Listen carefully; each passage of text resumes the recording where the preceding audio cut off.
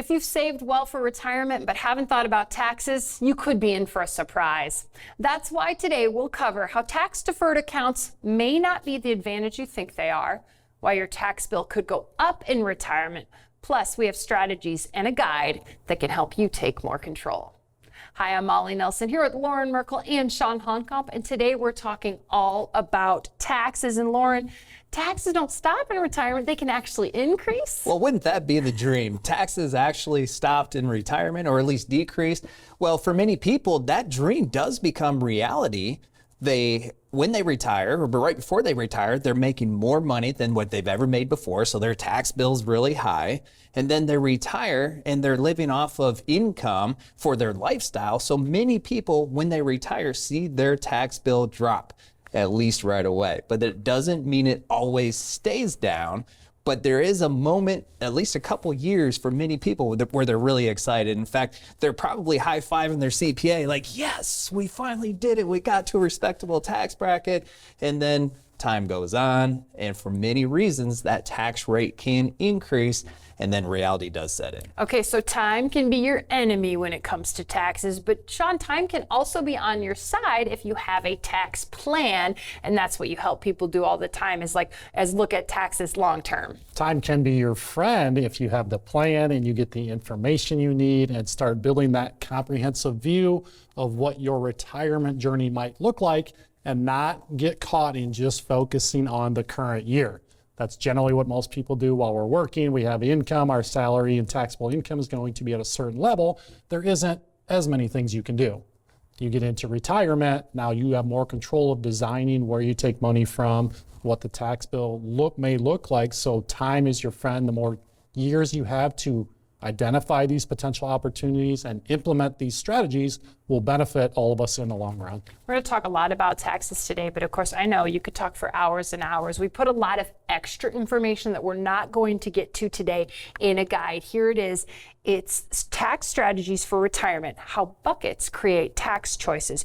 You can get your guide right now by going to merkletaxguide.com. First, let's talk about the problem, guys, or the potential problem of taxes in retirement. That's because of the 401k. And the 401k isn't a problem in and of itself. It's a great way to save for retirement, but there are definitely some things that people should know about the 401k so they're not surprised later. Yeah, when you invest in the 401k plan, basically you made a tax deal with the IRS.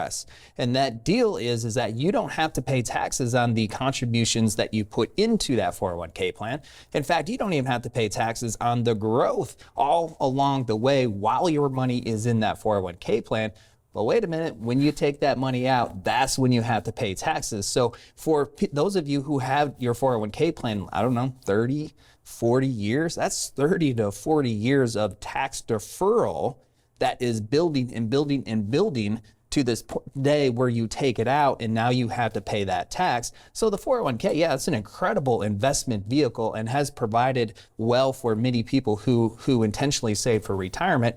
But unfortunately, the better saver you are, the bigger tax bill you have on your hands, and the more strategy you need to decrease the tax bill. And the IRS and the rules keep changing. They keep letting you put more and more into your 401k. Chawn, what are the numbers for 2026? Yeah, the contribution limits for 401ks, if you're under age 50, you can put as much as $24,500 into a 401k in a year. And for anybody over age 50, you can do an additional $8,000. So now we're looking at $32,500 every single year for a number of years while working. That is why we see so much of the retirement savings in our country that's sitting in 401k plans. And most commonly, it is in that pre-tax side of the 401k plan. I looked it up, guys, and the numbers vary, but I tried to look for a really credible site, empower.com, and they said that the average 401k balance in your 50s is $629,000. That's a nice amount of money to save for retirement, but also a lot that will be taxed. It's a good amount of money that you have saved for retirement, but what you need to realize is you don't get to use all of that for your retirement lifestyle because of this looming tax bill. And the thing is that when you retire, that $600,000, you're not going to take out all at once. Most of you will not. So it's going to continue to have some growth potential, which means that tax bill is going to also have some growth potential. So this is why tax planning is an ongoing thing. It's not a one-stop type situation, you need to plan for today, plan for tomorrow, and hopefully you can decrease that bill over the years. Let's talk about something else that comes with a tax bill. It's IRAs. Looked up some numbers on this. About 23% of taxpayers, nearly 65 million people, own traditional IRAs. Only about 11% own Roths. That's important because those are not taxable when you take qualified distributions. But let's talk about traditional IRAs, because that, again, a lot of people have those and a lot of people get taxed when they start taking money from them. Yeah, the traditional or rollover IRAs is going to be the same as your traditional 401k plans, pre-tax money, never been taxed, grows. Any distributions in the future are taxable as well. We talked about the funnel on the 401k plans being $24,500 or potentially $32,500. On the IRAs, they're much smaller. That's why we don't see as big of dollars residing in IRAs. During your lifetime, those contribution limits have been somewhere always in that $6,000 to $7,000 and up to $8,000 per year. Currently for 2026, if you're under age 50, you can put as much as $7,500 into an IRA each year. If you're age 50 and older, you can put as much as $8,600 into those IRAs. So the amount of dollars in 401ks, significantly more than the amount of dollars we see in IRAs. Yeah, but we're also going to see that dynamic change, because 23% of U.S. taxpayers have money underneath an IRA. Nearly half of those are age 60 or older, which means there's a lot of people who have not retired yet. And once they retire, more money is going to be poured into those IRAs, which is also something to be cognizant of, because the IRA rules are significantly different than the 401k plan rules. So now you have to learn a whole new set of rules. And by the way, those rules change consistently as well. Yeah, you're getting at, I think that a lot of people will roll 401k money into those IRAs. That's why they'll grow when they retire. Right. Let's talk about some of those rules. 59.5, a very important rule when it comes to the IRA. Because the deal that you made is that you can't take the money out of the IRA until you have attained at least 59.5. And there, of course, there's some exceptions to that, but the main rule, once you obtain 59.5, you can take that money out without the penalty. Of course, you can always take the money, even if you're 30, out of your IRA, but you could be assessed that 10% early withdrawal penalty. So that 59.5 rule is really important to know. The IRS is going to give you that tax-deferred growth potential, but you have to keep it in there long term. And the 59.5 rule does apply to 401ks, but there's an exception for age 55. Yeah, there's one exception where the employer plan, if you retire from your current employer the year in which you turn age 55 or older, that is an opportunity. That's a bucket of money that people can take distributions on sooner than age 59.5 and avoid that 10% penalty. It's kind of a unique situation. Not very many people get to retire before 59.5. Certainly lots of people do, but that's something that people definitely want to be aware of. Nobody wants to pay any more taxes than anybody has to, and certainly you don't want to pay a 10% penalty on your hard-earned savings if you don't have to. There's one more rule we have to cover. It's RMDs, required minimum distributions. The government says at some point in your life, you've got to start taking money out. We're going to make you take money. For a lot of people, it's 73 right now. Well, it only makes sense because they have not taxed you. The IRS has not taxed you on this money yet, and they don't want that to go in perpetuity. So they put a restriction around that and say at some point, and for many of you, it's going to be age 73. If you were born in 1960 and beyond, it's age 73. If you were born in 1951 to 1959, it's age 72. And 1950 and below, it's 72. Or for some of you, it's 70.5. Those are the rules. Lots of rules here. But the main point is at some point, you will have to take this out and you will be paying taxes on it based on the IRS tax tables. So a good example, if you're age 73, you have $500,000 in your IRA, then you're going to have to take that $500,000, divide it by the equation, which is going to equate to around $18,000 of taxable distribution, which is about 3.77% of what your IRA balance is. So, and that percentage goes up each year. So each year, you're going to be mandated to take out a little bit higher percentage based on that equation. Taking RMDs, you don't have to take them the first year, but then if you take them the next year, what happens? To explain the rules on that Yeah, it's a very little known rule. In fact, let's just say your RMD is age 73. So in the year of which you turn age 73, you have to start taking RMDs, except for the first year that you're mandated to take an RMD, there's an exception. You don't have to take that RMD by the end of that year. You have actually until April 1st of the following year to take the prior year RMD. But the gotcha point is you still have to take that RMD. So if we say in 2026 you turn age 73, you have until April 1st of 2027 to take 2026's RMD, but you still have to take 27 RMD on top of it. I see what happens here. So now we're putting all of this taxable income, 2 years worth of RMDs into 1 year. So that $18,000 that you were going to have to take in your prior example is now $36,000, which could really bump up that tax bill. It could be an effective strategy because maybe, let's say you're still working in 2026 and you have higher wages, and so it would make sense for you to defer that until 2027, or maybe it doesn't make sense and you need to take it in 2026 to decrease that tax bill so 2027's tax bill is not higher. It could be a little bit different for everybody. This is part of the strategies that you need to pay attention to, be aware of, to make sure you can use it to the best of your capability. And it's one thing to maybe be aware of it, but I know what you do for people, Chawn, is draw it out for them. You illustrate it for them. Hey, here's what we think your RMD is going to be at 73 if we don't do any tax planning right now. But if we do some tax planning, here's how we might be able to change the RMD so they're not surprised. They know exactly why they're taking it at 73 or why they're waiting that extra year to take it. And you draw it out for people. That RMD information is part of the plan that we help you build when we help you build that comprehensive plan. So people do have a lot of questions. You're not thinking about RMDs in your 50s, oftentimes not even in your 60s, and then all of a sudden the years go by, time creeps up on you, but it's important to have that information. So yeah, that RMD information is part of that plan. We're going to know the first year it applies to you. If you're married, we're going to know that the first year that it applies to each of you, we're going to have a general sense of what that RMD amount will be, at least in the range. It's impacted by how the market's performed. But we need to have that information, and really the value of having that is ideally we have some time. We have a couple of years prior to RMD age. The more years, the better, to now implement some strategies, think about what else we can do to lessen that RMD in the future years, if that makes sense for your plan.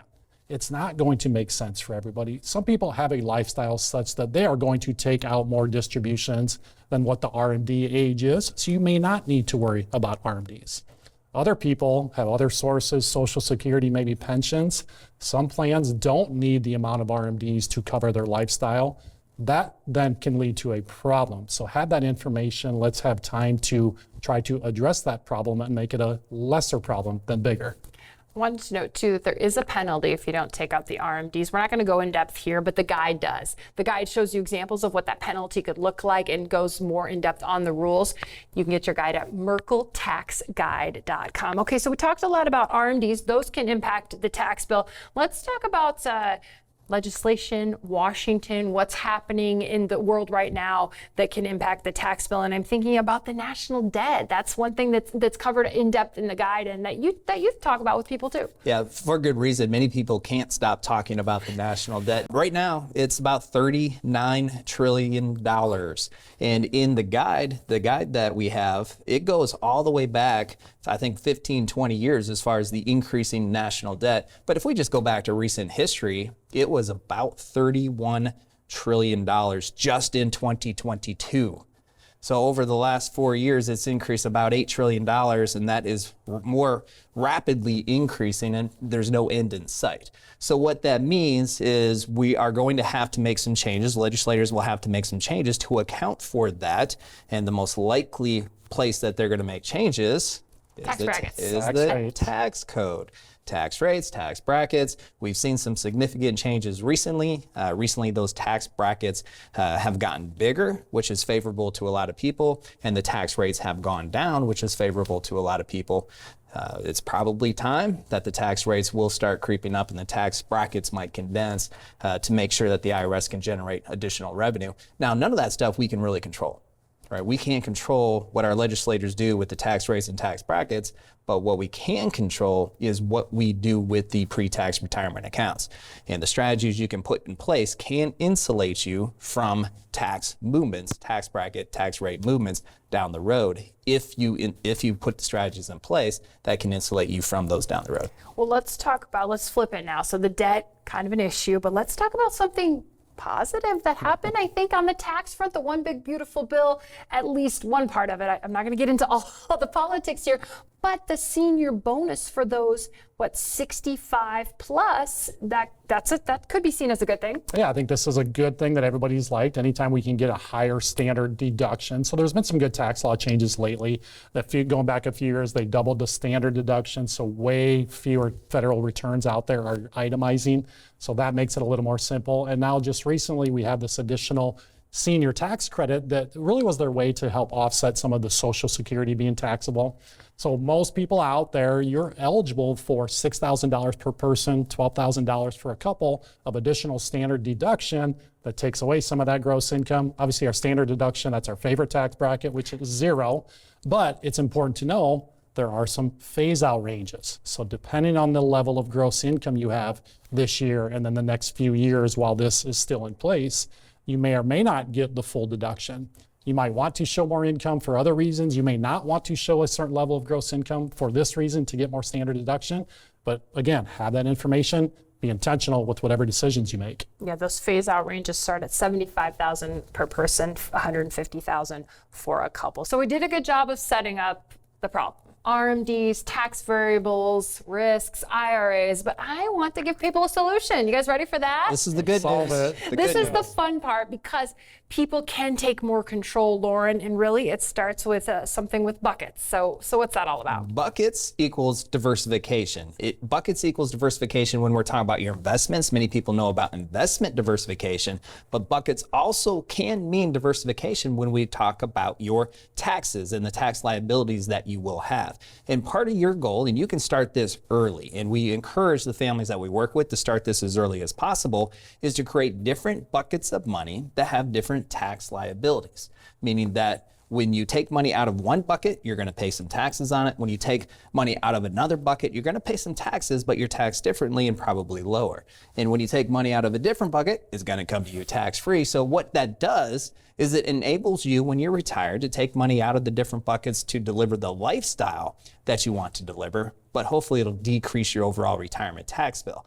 And the sooner you start with this, the better. So even if you're working, you're 15 years away from retirement, you should be focused on this. This is what we help a lot of our families with, not only while they're working, but also as they're approaching retirement and then into retirement. So let's talk about those tax choices. First, I'd like to focus on the taxable bucket. What kind of investments or retirement savings are in the taxable bucket in retirement? Yeah, we talk about the taxable bucket is really you think about your bank accounts and any additional money that you save beyond what you put into your work accounts. Those are that taxable bucket. You earn interest on CDs, you earn some interest on your bank accounts. People that go a level beyond that, those brokerage accounts that people might invest at custodians, that's money where you've already paid tax on the contributions and the amount of money that you put into it. And then as it grows or pays dividends or interest, that portion of that account becomes taxable to you in that current year as ordinary income. Another bucket, tax deferred. Deferred, that is. What kind of investments are there? Tax deferred just means you're deferring the taxes till a later date, and there's a plethora of investments that you can use within this bucket. We can use IRAs, 401k plans. Any money that goes into those typically is going in on a pre-tax basis, and then you don't pay taxes until you take it out. But there's also something called an annuity, which money can go in after tax, so it's already been taxed, but then it does grow tax deferred and you're not taxed on that money until you take it out. There's also investments like mutual funds, ETFs, stocks that might be after tax, so that initial investment is taxed, but then as long as you don't sell at a gain, it will grow tax deferred. Of course, you pay taxes on some of the dividends you receive every single year, but the capital appreciation until you sell it is not taxed. So that's a form of tax deferred as well. There's one more bucket. I'd like to make this one golden and really, really shiny because this one is Golden bucket. the golden tax-free bucket. And we want this bucket to be the biggest bucket. Yes, so you we think do. about that Roth bucket. Those are dollars that once any money or funds are in a Roth account, you will never pay any taxes on those balances again. And there's a few different vehicles and ways to build this Roth bucket. 401ks haven't always had the Roth side of the 401k, but it's certainly becoming more and more common. And I'd say most families and employer plans have 401k plans in there. or Roth in the 401k plan. You can also build through Roth IRAs. So that's that individual account where you can make contributions each year. Over the years, you can start to build up that those Roth funds and that Roth balance through that IRA as well. So we like this. We know exactly what we have in there. Every dollar you have in a Roth account, you know you get to take that dollar out and spend that entire dollar during retirement. So you want to have a plan behind building that Roth bucket, and let's make it get and grow as big as possible. And that plan is not just about taxes, though, because it has to be about a lot of other things. In order to achieve this diversification, you've got to look at really six different areas of your retirement plan to make this all work. Yeah, because tax diversification doesn't happen by accident. You have to be really intentional, and you have to consider the other elements or the other pillars of your overall plan. And our comprehensive plan, we call it the Retire Secure Roadmap, which includes 6 pillars. The first pillar is the one that you really enjoy. That's the lifestyle pillar. The other 5 financial pillars help you live that first pillar, the lifestyle pillar. So you need to have an income plan. You need to have a tax plan. You need to have a healthcare and investment and legacy plan. And all 5 of those financial pillars work together, because the decisions you make with your income, as far as which buckets you're taking it out of, will impact your tax plan. Your tax plan will impact your income plan, your healthcare plan. All of that stuff works together.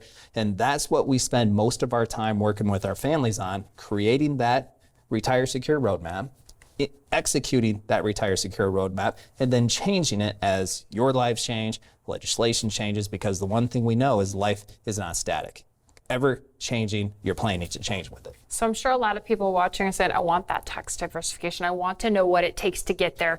merkletaxguide.com. That's where you're going to get this guide. And Chawn, I know you read through the guide and you wanted to pass along some of the most insightful things that you found in the guide. Yeah, I like that it talks about RMDs that we've talked about and how that can take away some of the control you have during retirement. It talks about Roth funds, and it talks so much about these different tax buckets and the tax diversification. What's so powerful about building that tax diversification is it leads to options and choices. Now, as we're making decisions during retirement, everybody wants cash flow, they have a lifestyle they want to live. The more buckets we have, the more options and more control we have on someone's tax bill during retirement. You can go to merkletaxguide.com right now to get your guide. This is Retiring Today, and we thank you for watching. Thanks for watching. If you liked this video, click here for more great content from our team. Don't forget to subscribe to continue to receive helpful information for your retirement planning.